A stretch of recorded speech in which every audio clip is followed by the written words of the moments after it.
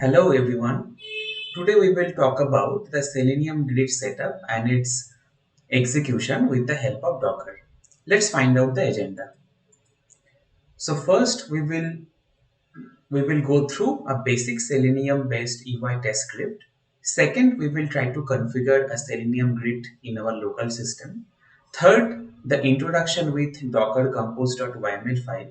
Fourth, we will try to set up the Selenium grid with Docker compose.yml file.